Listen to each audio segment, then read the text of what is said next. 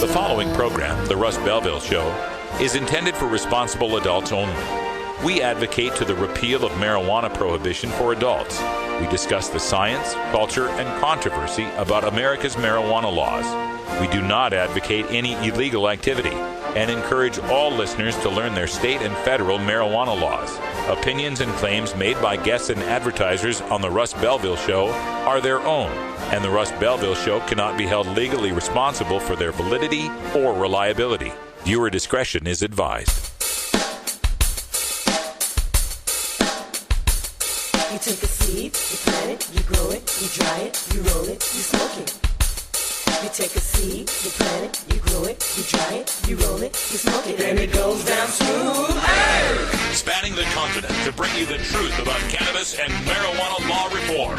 I smoke pot and I like it a lot. From the promise of legalization. And I think that we need to rethink and decriminalize our marijuana laws. To the agony of prohibition. One major responsibility is to encourage people to use less drugs. The Russ Belville Show, the voice of the marijuana nation. Brought to you by the National Cannabis Coalition. Yeah, I hear you had a question for me. Now, here's your host, Radical Russ Belville. We love it. All right, everybody. Good day, tokers and tokettes. Welcome to the show. I'm Russ Belville. It is Monday, June 18th, 2012, and it's got to be 420 somewhere in the world. Thanks for being here for our show. We are putting together things on the fly. As you may have heard on Sunday, we lost our soundboard. It actually died on us, went out on the fritz, and so today we had to get a replacement soundboard, and we just barely got it plugged in, literally like 5 minutes before we got on the air. So thank you for joining us here on the show. We've got Ganja John hanging out on the new station across the way, it's like sink or swim time, man. We're just throwing you in the water. How you doing, man? Yeah, we'll see what happens. There we go. We've also got Wiz Khalifa and Brian hanging out here as well. And we're going to go to our connection out in Astoria, our Skype connection. I hope Cannabis Carrie's out there. Carrie, can you hear me okay?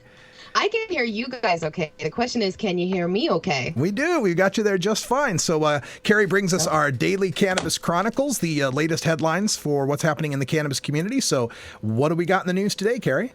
Well, we're going to start the week off with some news of a death this weekend, and I'll tell you how that ties into marijuana. Also, we've got a big story about banks and the difficulty that dispensaries are having working with them.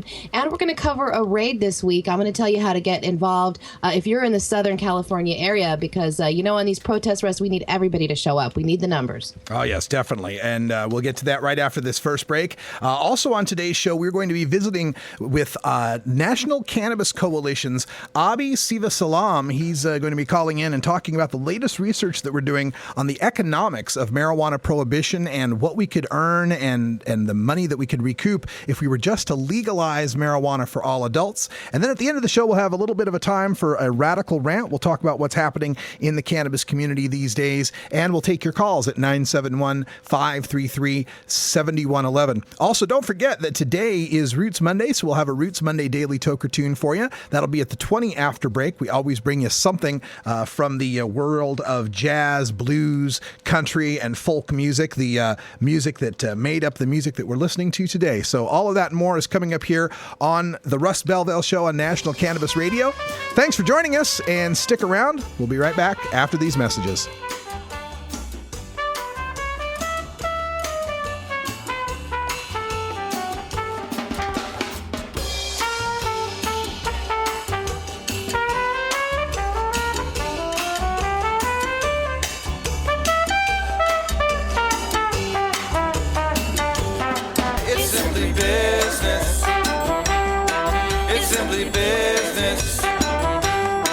It's simply business, you know why they won't let us grow. It's simply business.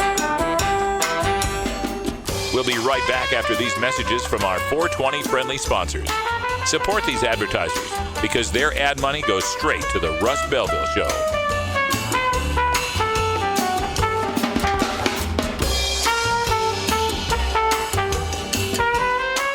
You're tuned into the Russ Belville Show, the voice of the marijuana nation. Brought to you by the National Cannabis Coalition. It's simply business. It's simply business. It's simply business, you know why they won't let us grow. It's simply business. It's simply business, you know why they won't let us grow. It's simply business.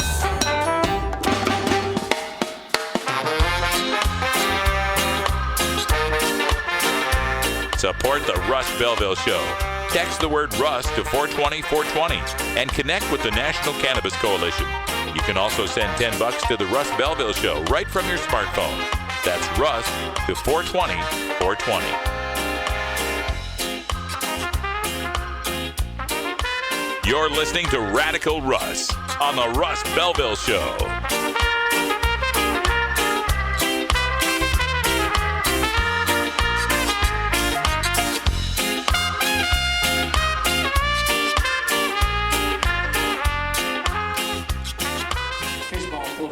Pulled up today in the van, and I walked out of the building, walked through the big building over, and I walked outside, and I'm walking over by the lake, and I just see everybody casually smoking weed like it's all right.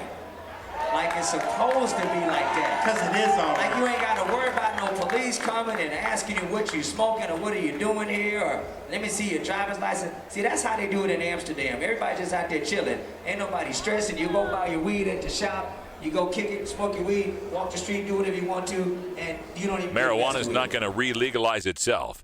You've got to do your part. Join the National Cannabis Coalition today at nationalcannabiscoalition.com.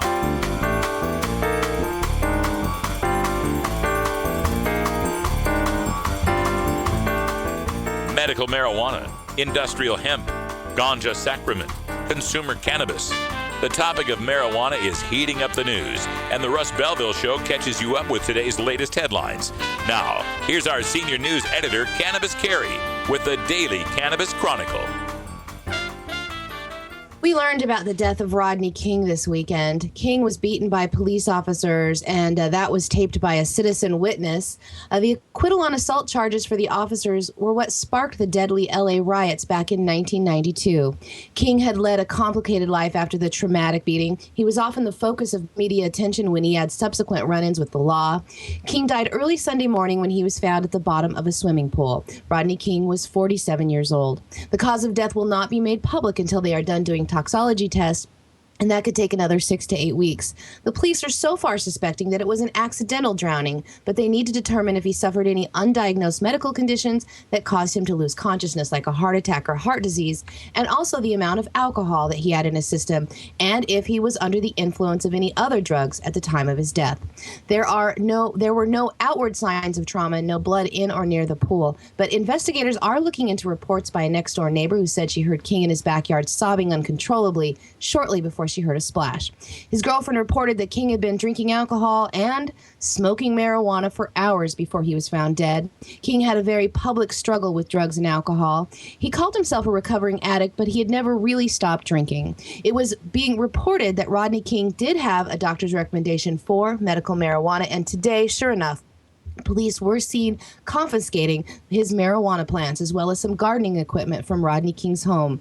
Sadly, most of the headlines surrounding King's death said just that: King drinking and smoking weed before drowning. A very sad ending to one of modern history's most notorious victims.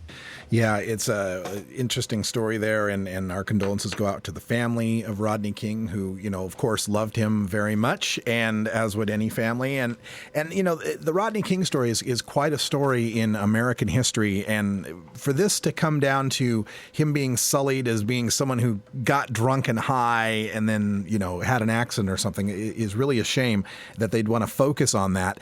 We do know that when you use marijuana and alcohol together, that they exacerbate one another. The marijuana can make the alcohol more serious, and the alcohol can make the marijuana more intoxicating. So this can be a problem that may have contributed to the situation, but until we get more information, I don't know that we can really say one way or another what caused Rodney King's death. I just hope that they don't try to put this on the marijuana alone.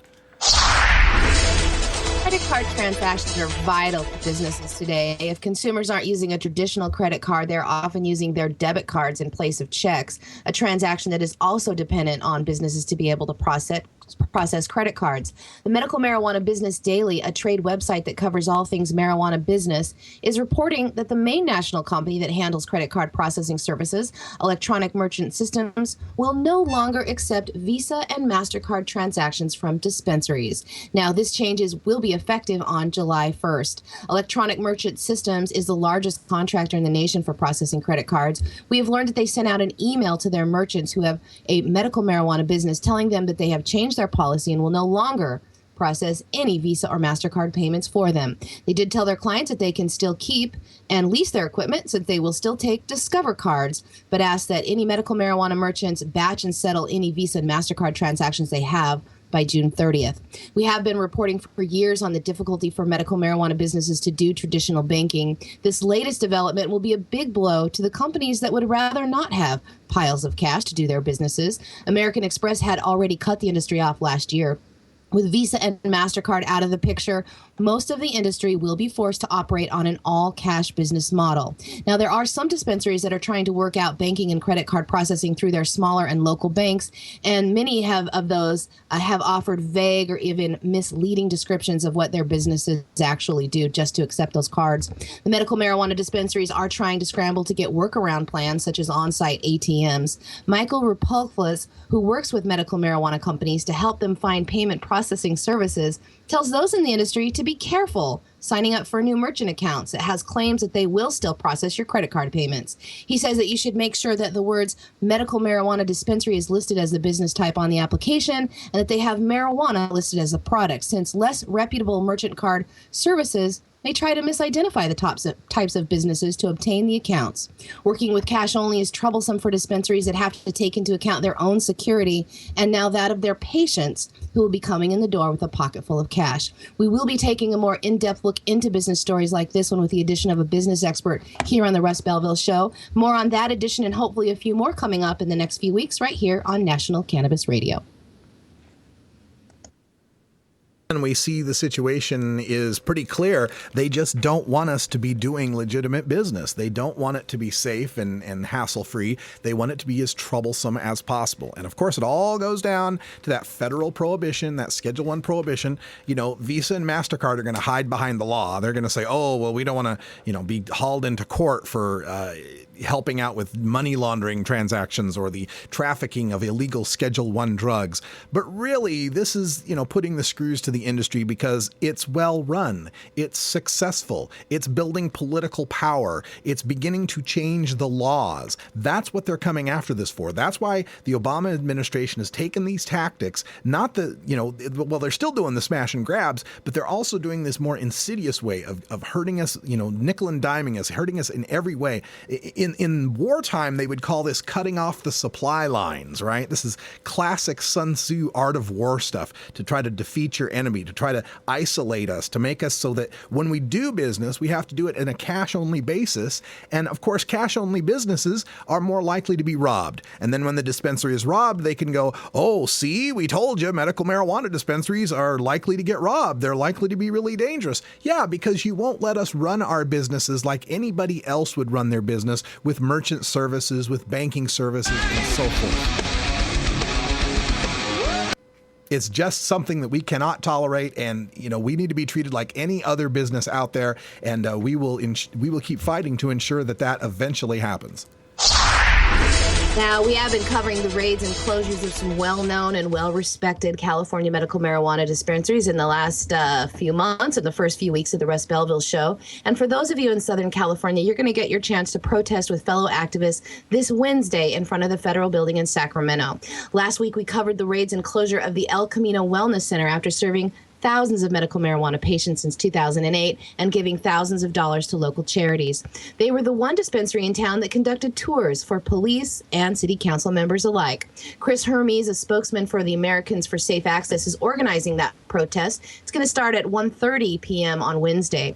More than 50 localities in the state of California, including the city of Sacramento, have adopted ordinances regulating medical marijuana dispensaries. Hermes wants to send the message to the feds that local and state governments must be allowed to develop, implement, and enforce their own public health laws without interference from the federal government. Hermes accuses the Obama administration of betraying patients and lying to the public about their policies.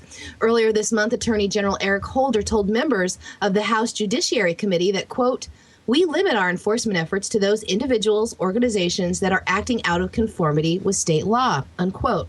Now, by all accounts, the El Camino Wellness Center was acting in full conformity with local and state laws. Sacramento has been hit hard by the dispensary closures, despite its attempt to regulate the medical marijuana industry and despite the attempt of the blessing from the city council and mayor. As a result of the threatening letters, almost all of the nearly 100 dispensaries that once operated in unincorporated Sacramento County have been closed. Now, in the city of Sacramento, there are 18 dispensaries remaining of the original 34 that had been permitted through the city, and many of those that are left have already received threatening letters, like the one El Camino Wellness Center got 8 months ago. It is, again, one of the largest, well-connected, and public dispensaries that, from all accounts, was the model of what a well-run, well-regulated dispensary would look like. So please attend this protest if you are in the area. Again, that rally to protest the June 11th DEA raids on the El Camino Wellness Center, along with widespread federal intimidation, will take place this Wednesday, June 20th at 1:30 p.m. in front of the U.S. Federal Courthouse in Sacramento. That's 501, I think it's I Street. It might be First Street, but I do believe it's I Street in Sacramento. You can look that up, the U.S. Federal Courthouse there in Sacramento. I hope you guys can show up. Well, excellent news on the protest being put forward this Wednesday. We hope everyone gets involved with that. But here we go once again, shutting down dispensaries, as if that traffic, as if that business is just going to go away. For every dispensary you shut down, there is a small-time dealer who is cheering. There is a guy who wants to work underground, wants to go back to bringing those prices back up to their black market best.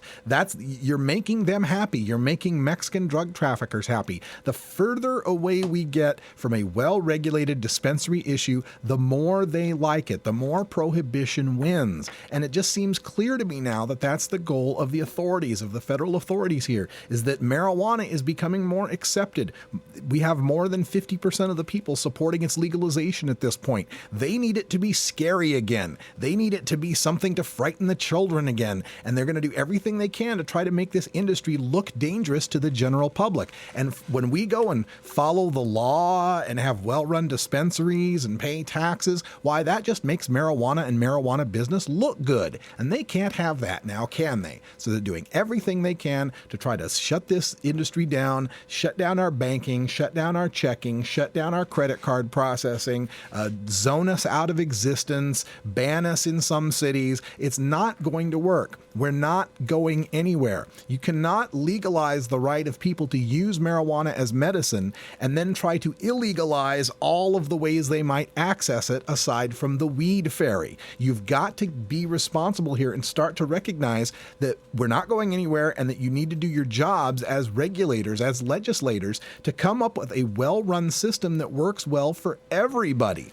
Now, I understand that there's been some people have taken an inch and gone a mile with it in some cases, maybe abused the lack of really strict regulations, but that is not the fault of the people that are abusing it. It's the fault of the people of the legislators for not putting some clear guidelines up in the first place. People are always going to take, especially in business, going to take advantage of every loophole, every technicality they can. So if you leave the door wide open, it's no surprise that they did so. This falls in the lap of all of these localities, all of these counties in California that have refused to come up with any sort of guidelines, refused to find some way of working with the people in the industry to come up with a legitimate way of running these dispensaries. And in other news, we just want to remind you of our schedule coming up. We are headed to the High Times Medical Cannabis Cup in San Francisco this weekend on the 23rd and 24th, Saturday and Sunday. We'll be bringing you live coverage from noon until 10 o'clock p.m. We'll have all sorts of interviews. We're going to be running around, checking out the booths, getting some video for you to stream in. And we've made some technology upgrades so we don't have to run around with the laptop anymore and get that grainy stream. Instead, we've got these little bloggy cameras that we can go around with, and we can get the footage first and then bring it to you later. So you'll want to check it out this weekend from noon to 10 o'clock at ncr420.com right here on National Cannabis Radio, our live coverage of the 2012 High Times Medical Cannabis Cup in San Francisco, or actually Richmond, California. But regardless, we'll be in the Bay Area. We'll be having a ton of fun. Rolla J will be there. The whole crew will be there. We want to see you there online. Make sure that you join us. It's 420 back in Idaho, where Russ and Carrie were born. So we have to go connect with our roots. You know what I mean? Please support these sponsors who support the Russ Belville Show. Oh, have you ever met that funny reefer man? A reefer man. Have you ever met All right, folks, when we come back, we're going to have your Roots Monday Daily Toker Tune and then an interview with Adi Sivasalam from National Cannabis Coalition. Stick around, it's the Russ Belville Show. Talking to that reefer man. The law offices of Omar Figueroa would like to remind you to stand up for your rights. Please do not give up your precious liberties. There's nothing wrong with standing up for our constitutional rights, and in fact, it's the only way to honor the Constitution that recognizes our natural rights. Treat law enforcement with respect and respect the Constitution by standing up for your rights. If you are detained or arrested, stand up for your rights by repeating, "I respectfully invoke all my legal and constitutional rights. I do not consent to any search and seizure. I want to remain silent, and I want to speak to my attorney, Omar Figueroa." Omar Figueroa has more than a decade of experience in federal and California courts and graduated from Yale University, Stanford Law School, and Trial Lawyers College. Please contact the law offices of Omar Figueroa at 415-489-0420 or 707-829-0215 or on the web at www.omarfigueroa.com.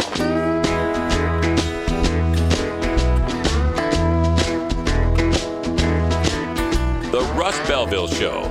Chat is for friends 18 and older. We expect our chat to be civil, mature, and free from excessive profanity. If you don't like these rules, there are approximately 6 billion other chat rooms with lower standards that you can visit.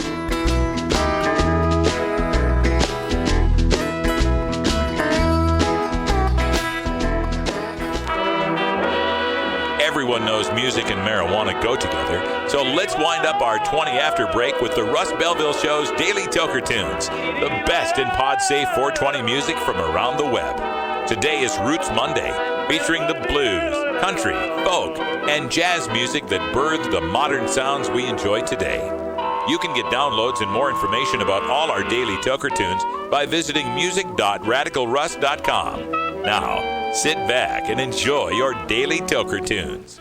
Folks, here's a story about... All right, we've got a great Daily Toker Tune for today, and I figured, with the announcement of the death of Rodney King, that we would dig into the Chief Greenbud archive for today's tune, because, of course, the most famous quote that you got from Rodney King during the whole Los Angeles riots, I remember when they happened, I remember watching them. I actually had a gig that night. I was playing in a bar, watching the Bronco chase on the TV in the bar while I was playing.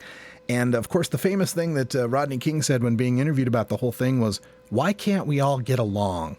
Why can't we all get along?" So, in honor of that, I've decided to bring up this tune from Chief Greenbud, "Why Can't We All Get a Bong?" This is the Chief on Russ Belville There's Show. fighting all over the earth. I think it's really absurd. Iraq and Iran, Afghanistan, places that I've never heard. I know how to make it all end. It's simple if we all were just friends. Listen to me, smoke lots of weed, and we won't even have to pretend. Why can't we all get a bone? If we're high, then we'll all get along. No fighting, nor screaming, or foolish mistreating. I really don't think that I'm wrong. Why can't we all get a bone? They're putting my brothers in jail. Why Why don't they just use a cross and some nails? I can't believe that we're wrong, and that's where we belong, just because we choose to inhale. Why can't we all get a bone? If we're high, then we'll all get along.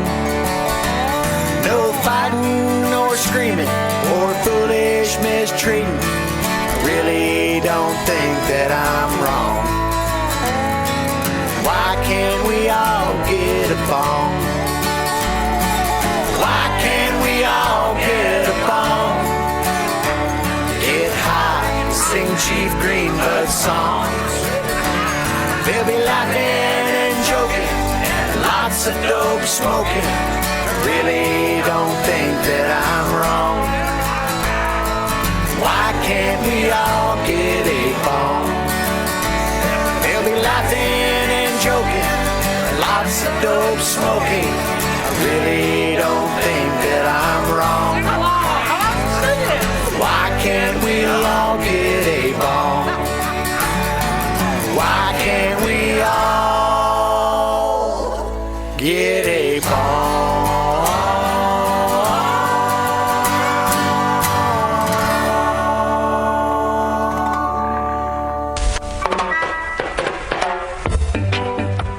As High Times Senior Cultivation Editor, I'm often called into the field and asked to sample or even identify exotic strains of marijuana in their natural habitat.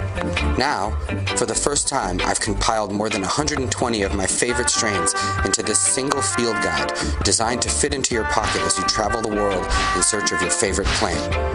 From a friend's closet grow room to the wilds of Northern California, this single guide covers all of today's best-known strains, plus heirlooms and throwbacks, including High Times quality photos and information on each variety's genetic heritage and growing characteristics, plus my personal notes on aroma, flavor, and potency. So this is Danny Danko, author of the official High Times Field Guide to Marijuana Strains, wishing you good times and great ganja. The official High Times Field Guide to Marijuana Strains is available at hightimes.com and finer bookstores.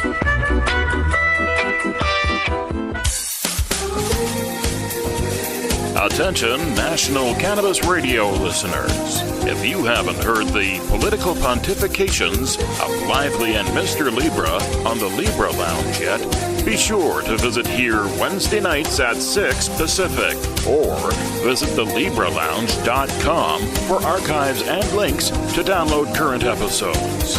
Be a lounger. The Libra Lounge.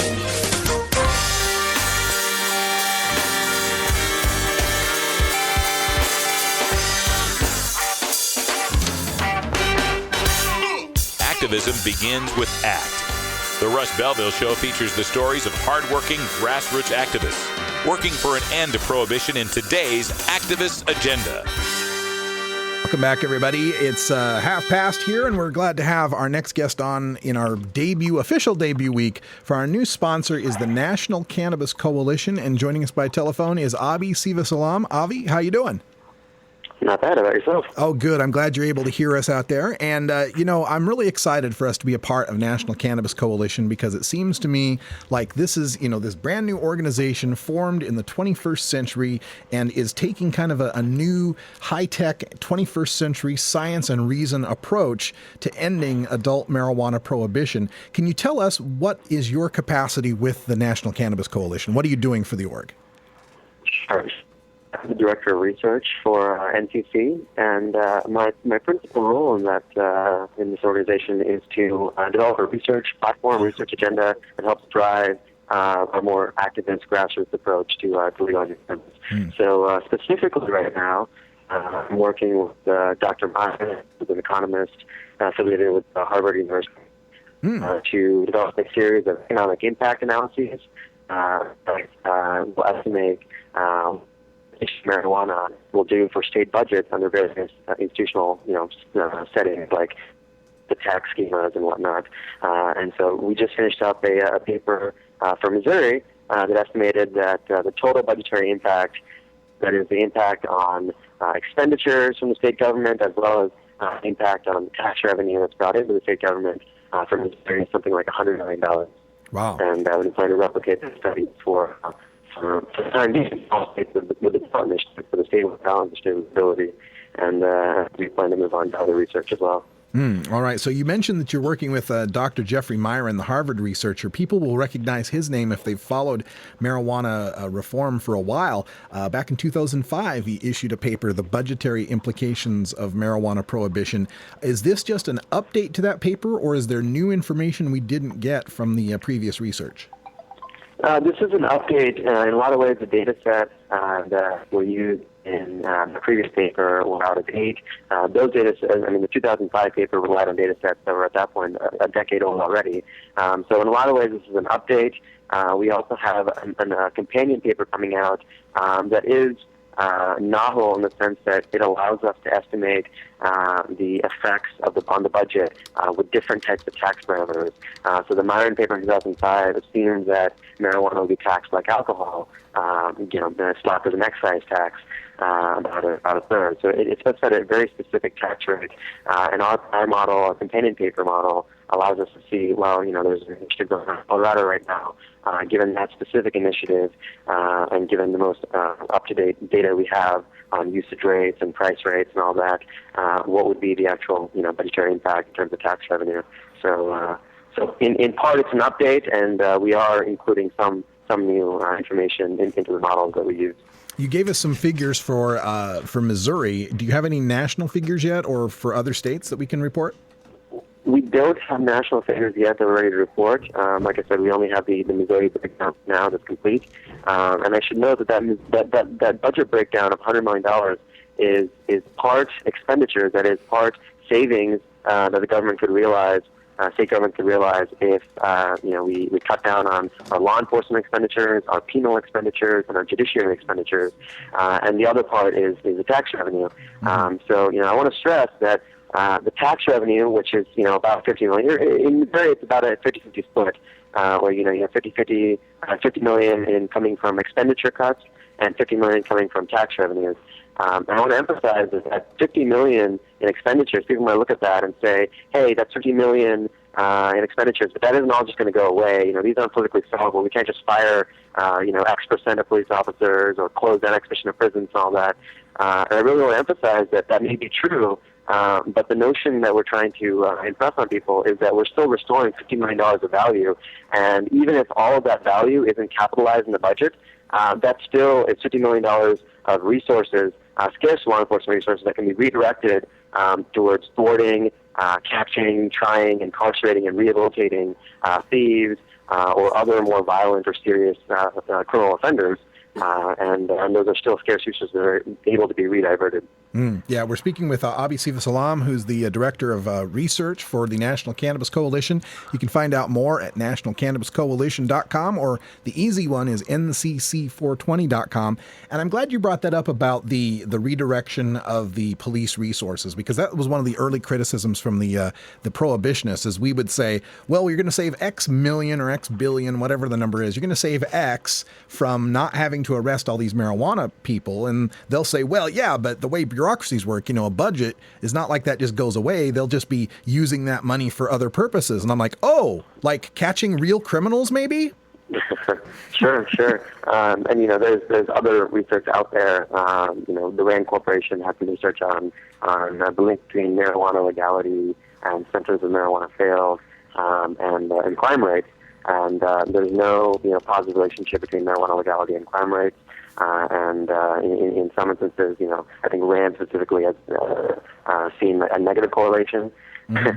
So, there's no notion that legalizing marijuana is going to open the floodgates to violent crime. If anything, the level of violent crime that already exists have more resources to tackle.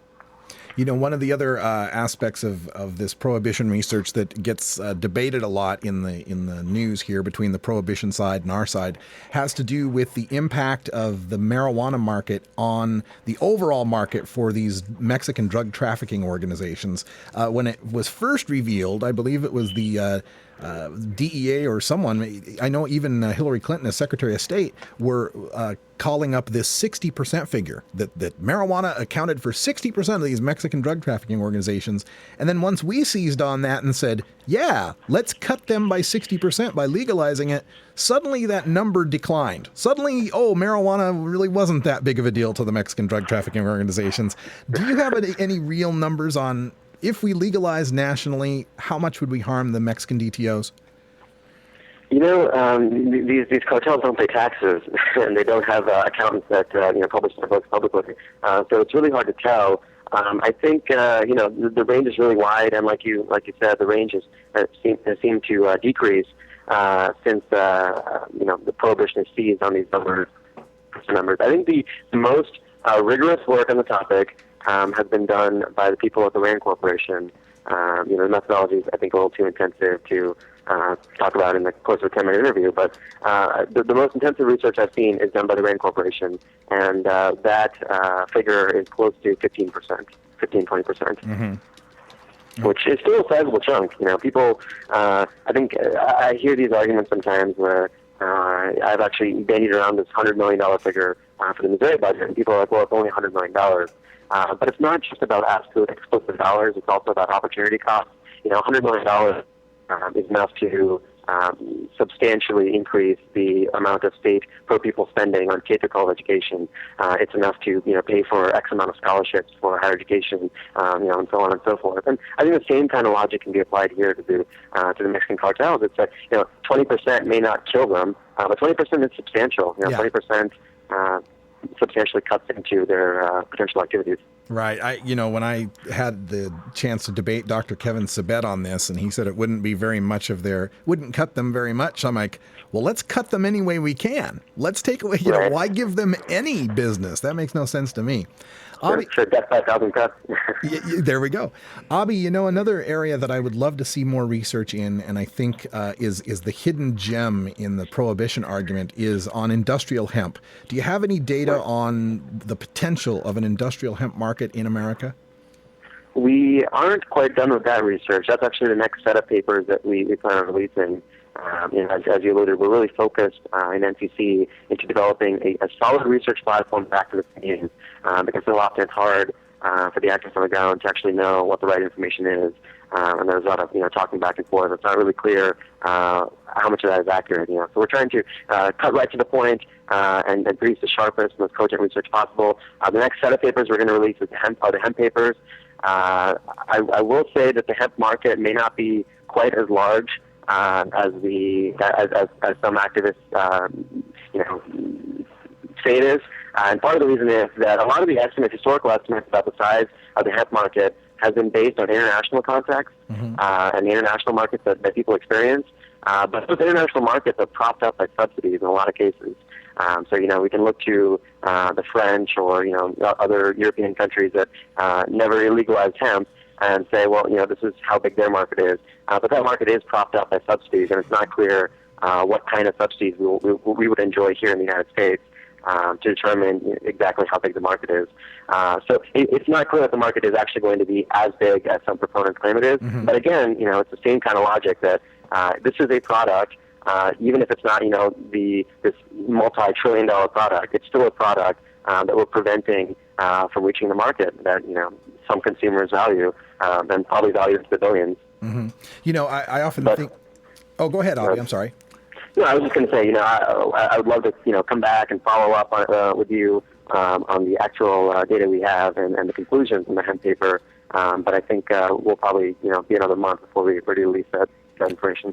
All right, we'll be here. We'd love to hear more of that information. We're speaking with Abhi Sivasalam from National Cannabis Coalition, a director of research. You can find more information at ncc420.com or nationalcannabiscoalition.com. And, I'm glad you mentioned that about the how supporters have been pushing these numbers for hemp. Here in Oregon, for example, one particular supporter says $300 million. It'd be a $300 million industry. Kind of number came out of the department of my ass, I guess. But so I think this is so important that we're getting good, reliable research, because we lose a bit of credibility if we go out there spouting, hemp can save the world and it'll relieve every problem that we've got, when reality is a lot trickier than that. And to that end, Abhi, I'm wondering, what are some of the opportunity costs or some of the hidden variables that people aren't taking into account when they're trying to figure out what a hemp economy would be like? I mean, one thing I can think of is that planting hemp on a field means you're not planting something else, and maybe there's a subsidy on that something else that makes it more profitable. What are some of the things like that people might think about? I mean, and that's really the primary consideration, right? A lot of the more nuanced considerations are really just things that individuals have to make up their minds on. But you suggested one thing was their opportunity cost. If I plant hemp, then I can't plant corn, and corn, as you know, is heavily subsidized in the United States. There's a lot of lobbying dollars going into it and whatnot, which makes the opportunity cost for planting hemp quite expensive in some areas. That's true, but it's also state by state basis. So some states it may be more profitable to plant hemp than others. Our preliminary research suggests that for historical reasons, for reasons that have to do with the composition of plants planted in the various states, the states that used to be the primary producers of hemp in prohibition times are going to continue to be in a post-prohibition era the big dogs in the hemp industry. It appears to us. But yeah, that's absolutely part of the opportunity cost. It's not just subsidies for hemp that matter; it's also subsidies for the other crops that are competitors of hemp, and that's certainly a big factor. And it's really important to spell that out because I think historically, I don't want to call out any particular campaigns, but historically the marijuana activist movement has been hurt, I think, by making outlandish claims that haven't been substantiated. And that really throws into question our credibility on every issue that we talk about. So it's really important to the core of the issue, even if these benefits aren't astronomical, and emphasize that they're still meaningful on the margins, and we should still be fighting for them. Absolutely. And so far, all of the research that we've been discussing here has been of an economic nature, the benefits of ending prohibition or how much money we'd make from hemp and so forth. Other topics that you're going to be covering in your research, perhaps the medical uses or any research on the arrests or criminal justice, anything else we have to look forward to? We are looking into a few other areas. Specifically, we are looking into environmental impact further down the road, perhaps after the hemp papers. We're taking this kind of one set of papers at a time. And we are doing a concurrent piece right now with working with Radley Balco to investigate more intimately exactly what kind of law enforcement resources we're expending. For example, we're interested in finding out how many SWAT raids are perpetrated in each state for marijuana each year. Just try and actually get some concrete statistics of exactly what kind of enforcement we're actually doing for marijuana. Oh, Abhi, there's so much to look forward to in these reports, and we can't wait for all of these papers to come out. And I'm sure once they do, we'll have you back on again to tell us what the latest data are, because we're all about science and reason here at Russ Belville Show. Wonderful. Well, thanks for having me. Hey, you're very welcome. Thank you for joining us here on the Russ Belville Show. We'll have you back again. Abhi Sivasalam from the National Cannabis Coalition, he's the Director of Research for NCC. You can check us out at ncc420.com. We're going to take a short break, and when we come back, have a little bit of time for some radical rant. Stay tuned. You're watching the Russ Belville Show here on National Cannabis Radio.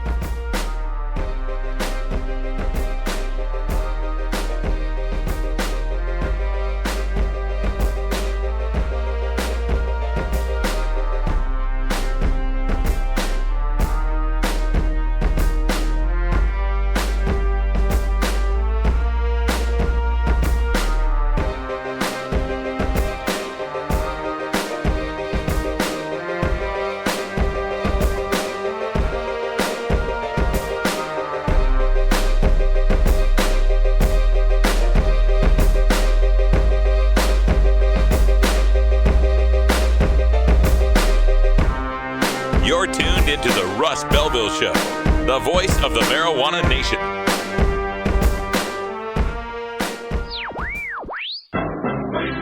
Marijuana and alcohol are the two most popular recreational drugs in America.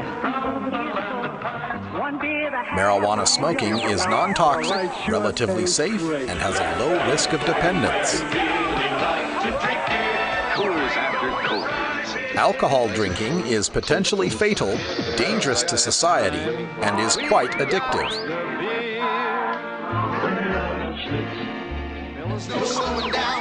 Marijuana is safer, so why are we driving people to drink? That's the question of the new book, Marijuana is Safer, So Why Are We Driving People to Drink? By Paul Armentano, Mason Tvert, and Steve Fox. Visit Amazon.com or ChelseaGreen.com today to order your copy of Marijuana is Safer, or visit MarijuanaIsSafer.com. Hey, this is Willie Nelson for Normal. And if you're one of the 26 million Americans who smoked marijuana last year, you need to get involved in the drive to legalize marijuana. We need your help to stop the senseless arrest of more than 800,000 Americans each year on marijuana charges. Together, we can end marijuana prohibition and stop the arrests of marijuana smokers. To learn what you can do to help, contact NORML at NORML.org or call toll-free 888-67-NORMAL.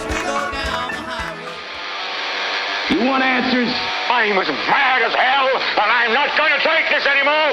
You want answers? You have offended my family. I think I'm entitled. You want answers? I want the truth. And you have offended Shaolin Temple. You can't handle the truth. Surely you can't be serious. I am serious. And don't call me Shirley. Radical Rant. Well, welcome back, everybody. We are just getting set up here in the studio and having a little bit of problems with some of the connections and the switches, so pardon me while I switch out a couple of things. But welcome back. Time for a little bit of a radical rant and kind of continuing an idea that I brought forth on a previous show, and that is getting serious about this fight to legalize marijuana. We are in a drug war. They keep telling us war on drugs, or as I keep saying, war on certain American citizens using non-pharmaceutical, non-alcoholic, tobacco-free drugs. But regardless, it's a war. And I kind of mentioned that book by Sun Tzu, the ancient Japanese warrior, or Chinese warrior, The Art of War. And there's a lot to be learned in that when we're talking about political campaigns in general and this fight to legalize marijuana specifically. And one of the things that is listed in The Art of War is know thine enemy, to know who it is that you're trying to fight, and to remember that your enemy is not a bad guy in his mind, right? Your enemy does what he does because he believes it is right, honest, just, and true. So when we look at the drug warriors and we evaluate what they're doing, you have to remember that what they're doing it because they believe this is what's best for the country. They believe that drugs are really harmful. They believe that marijuana is one of those drugs, and that if we don't try to stop people from doing it, bad things will happen to the nation, to the economy, to the business, to the schools, to whatever it is that they might be talking about. So keep that in mind when we're dealing with the prohibition movement, when we're dealing with these parents groups, to avoid trying to demonize them or to take their opinions as if they are cartoon character malevolent villains of some sort, twisting their mustaches, trying to see how they can put hippies behind bars.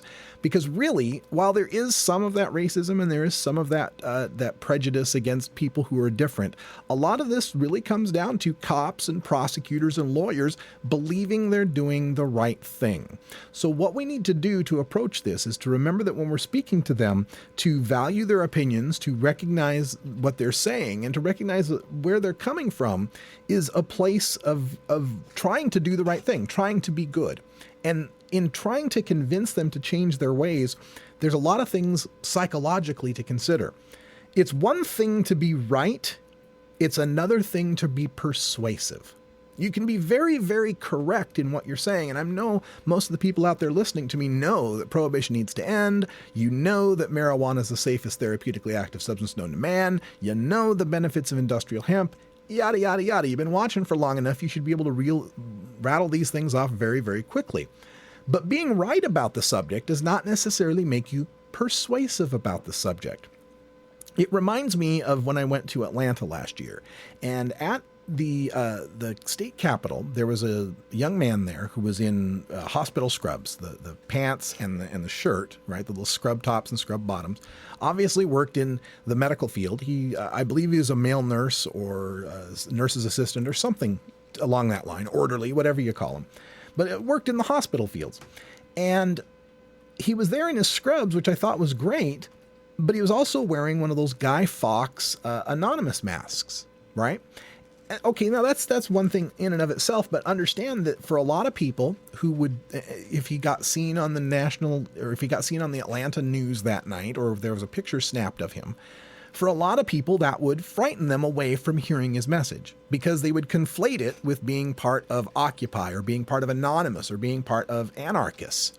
And maybe he was, maybe he wasn't, maybe that's valid, maybe it isn't. That's not my point. My point is, trying to get across to the soccer moms, trying to get across to the unconverted, that mask puts a barrier between you and the person you're trying to speak with. And then to add on top of that, his demeanor was very aggressive and in your face. It was very, you're wrong about marijuana, you're wrong about prohibition, you personally are doing something evil to me, and I'm here to tell you how wrong you are. Well, you can imagine how persuasive that is to most people. Most people's beliefs are pretty solidly held, and it's a part of their identity and their morality. And when you attack their belief, you're attacking them. That's why it makes it very difficult to have this conversation sometimes, is to be able to separate the conversation about marijuana and its prohibition and a person's stand on it versus attacking the person themselves, versus, not respecting that person's validity of opinion or viewpoint. And so as we move forward trying to legalize cannabis, trying to end prohibition, let's keep that in mind, that we need to expose the errors in thinking without demonizing the people who are thinking them. And I know I have my reefer madness segments and I go off on these people over and over again, but I'm not going off on them to their face. Get my point? When you're talking to him, like for example, when I'm talking face to face with somebody like Kevin Sabet, I've got a different attitude and a different demeanor than if I was slamming him on the show covering one of his rants on something. Because when you're face to face with a person, a lot of different rules of politeness and cordiality apply. And if again, this is something that I bring from Rick Steves, the travel author, who always said, be the kind of pothead people can't help but like. And that's always something I try to embody as well when I'm out in public, is to be likable and cheerful and enjoyable. And I kind of know that I've got this target on my back now that I'm Radical Russ, right? I'm the pot guy, so that when I'm out in public, I kind of act as if I always think people are watching me. Like at any moment, if I were to do something wrong, they'd say, see, the pot guy. See what pot does to you? Pot, pot, pot. Ha, ha, ha. I don't want to become that example. I don't want to become that guy that can be used as a negative stereotype. So it might be something that you, as marijuana reformers, the more public you become, that you start thinking about as well. Like, you can't be the guy who just casually litters somewhere. I mean, you shouldn't be anyway. But now that you're a marijuana reformer and now that you're identified as that, what you do does not necessarily get painted just on you personally. It gets painted on the entire movement as well. You casually litter. They think, see, potheads, they're all sloppy, they're all whatever. And they start to associate things with all of us. So don't make it harder for the rest of us. Try to be the kind of person that people are going to like, that the mainstream is going to like. Now, there's that attitude, and then there's also the attitude of, I'm going to let my freak flag fly, do whatever I want to do. That's fine too. But again, the more that you conflate that with the marijuana legalization movement, the more that you have to consider whether or not it's helping, whether or not you're being a team player, or whether or not you are adding to some of the problems and the stereotypes that we all have to deal with. So being a marijuana legalizer means, at least in my opinion, that you have to achieve a higher standard. You have to set the bar a little bit higher. We want to be better than the drunks. We want to be better than the cigarette smokers. We want to be the kind of people that are seen as being very accommodating and helpful and willing to work with reasonable regulations and reasonable restrictions and limits. All we ask for is the same rights that beer drinkers have, the same right that cigarette smokers have. But you don't want to be one of those sloppy drunk beer drinkers either. You don't want to be one of those rude cigarette smokers that blows smoke in people's face. Neither should you be the kind of pothead that people stereotype and demean and make the rest of us look bad.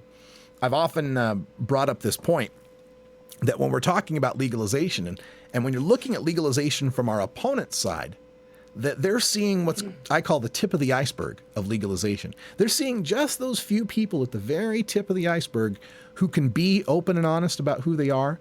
People with artistic jobs, people with, low wage entry level jobs, or people with professional or self-employed jobs where they don't have to pee in a cup. Those are the kind of people that can be out and proud about their marijuana use, and they're being a part of the marijuana movement, trying to end prohibition, because no one's taking their pee, no one's going to fire them for being that person. But the vast majority of us that are using cannabis, and a lot of the people that are a part of this movement to end prohibition, are below that waterline. We're below that public level where you can see who we are. We're the plumbers and the teachers and the cops and the firemen and just everybody of any profession that you can think of, all ages, male, female, young, old, black, white, Republican, conservative, liberal, whatever. We're there, all of us. There is someone in that group that smokes pot that you don't know about. I mean, there's 26 million of us smoking pot every year.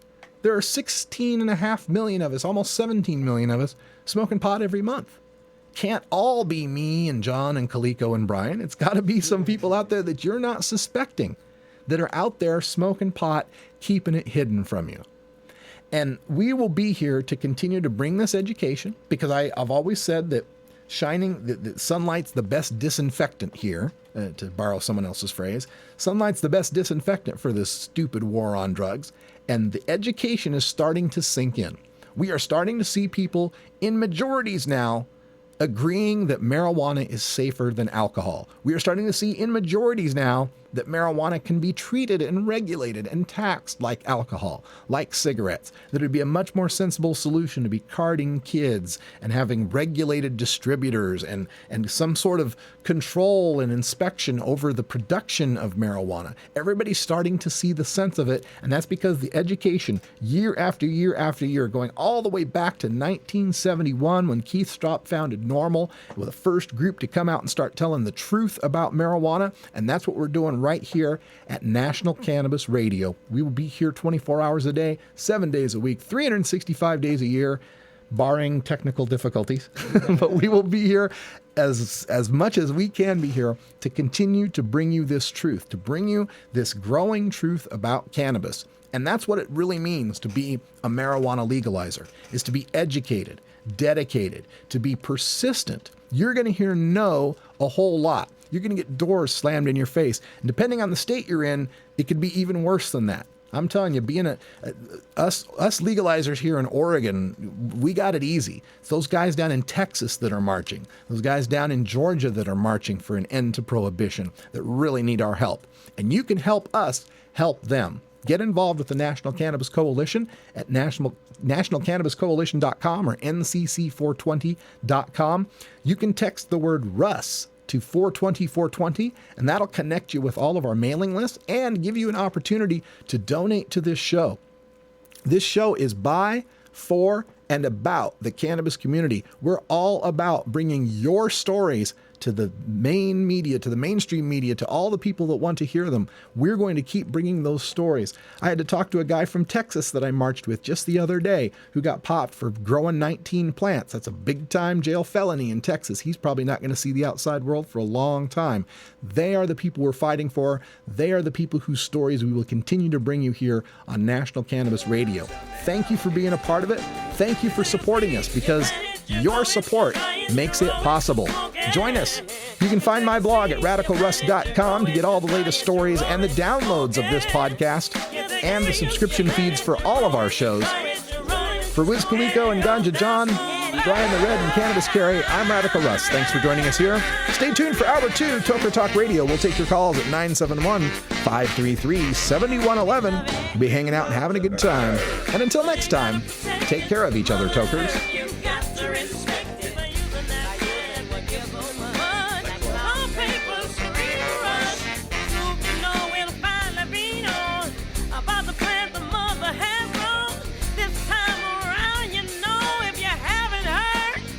We